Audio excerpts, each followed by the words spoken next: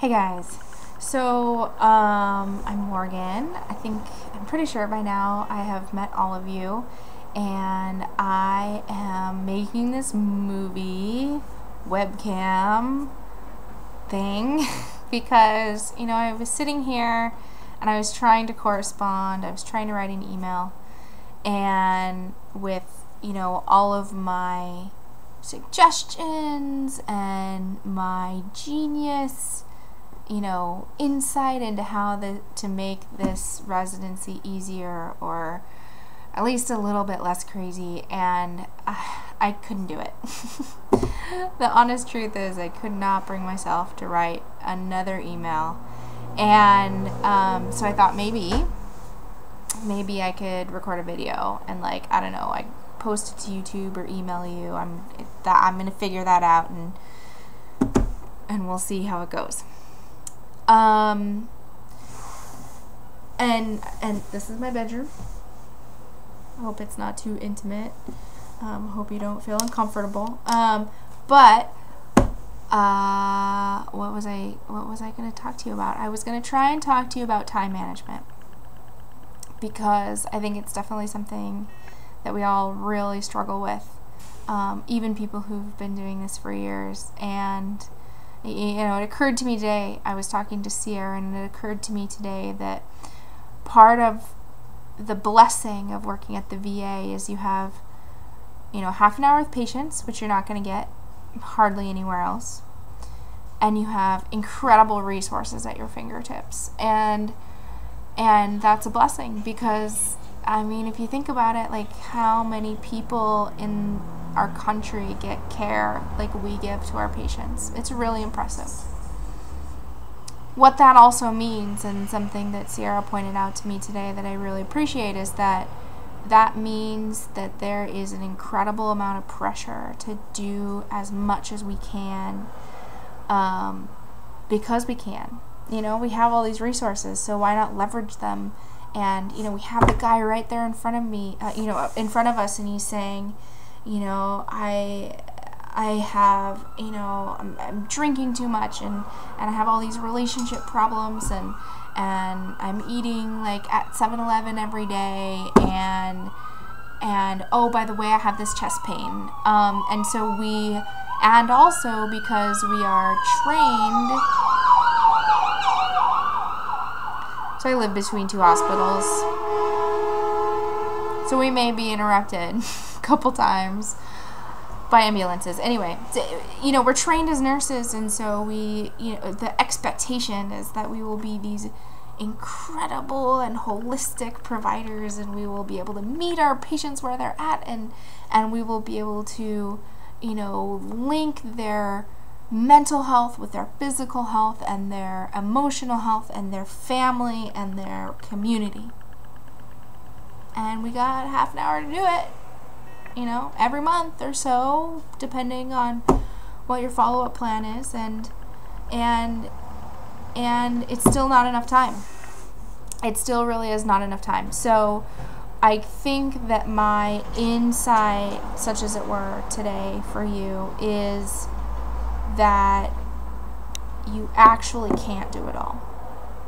You can't do it all, and you shouldn't try to do it all, because when you try to do it all, you end up giving short shrift to everything that you're trying to do. You can't do a complete assessment of chest pain if you're also trying to do thing 8, thing 9, and thing 10. So you're going to get some curriculum from Calvin Chow and Denise Davis, some curriculum that comes from the, I think it's the American Academy on Communication and Healthcare. Really important curriculum. I hope that you really, try as hard as you can to use Calvin and to really pick his brain, because I think that he's a master. But in the meantime, I just want to encourage you to, set the agenda and stick to your agenda. And once you realize that your agenda is too ambitious, or you have to start drawing lines. And I think that's hard as students, because you know, we walk into the precepting room and, you know, the preceptors are asking all these questions. You're like, I didn't answer that. I didn't ask that. I didn't ask that. And I didn't ask that. And I didn't ask that. And it's because we're spending, you know, a little bit of time on many problems. And so we're not doing a complete job of one or two sort of more urgent ones.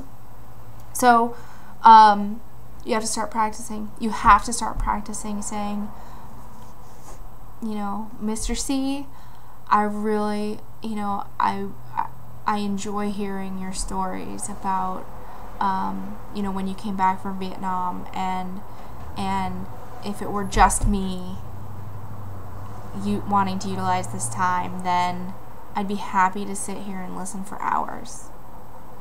Unfortunately, these are our constraints, and this is what we can realistically get done. And if we keep talking about, you know, how you didn't feel like your family supported you when you came back from the war, we're not going to be able to get to some of the stuff that we need to. So you need to start practicing. There's no question. And that can be done in all sorts of ways. So you can literally interrupt people. I know you guys are all too fucking polite. Right? That is the truth. That is the absolute truth. I know it. I've seen many of you, and I do it myself. We're too polite. And you can interrupt people. And you should interrupt people. Because they're, yes, like, you know, I understand that, you know, this guy just needs to talk, and if he could just talk, and, you know, he has no friends, and he has no family, and he's so depressed, and he needs to vent, and he's angry or whatever. It's not useful, you know. In unless you're doing talk therapy, which we are not doing, it is more often than not incredibly useful to let someone go on and on and on. And in fact, you are sacrificing the medical care that you have to do. And it's not easy, and it's a balancing act, and we all, you know, we try and we fail, and we try and we fail, and we try and we succeed, and we try and we fail, and we try and succeed, and we try and succeed, and, you know, that's how it goes. In the meantime, it's frustrating as hell, but I want you all to find solace in the fact that the reason this is so hard is because people are complicated. The healthcare system is complicated, and you can't do it all. So don't even try. That's my word of wisdom. I'm sure some of the faculty isn't going to appreciate that, but that's my insight for the week. You can't do it all, and you shouldn't try. At least not in one visit. I hope you all are having a fabulous week. I'm on vacation this week, so bye.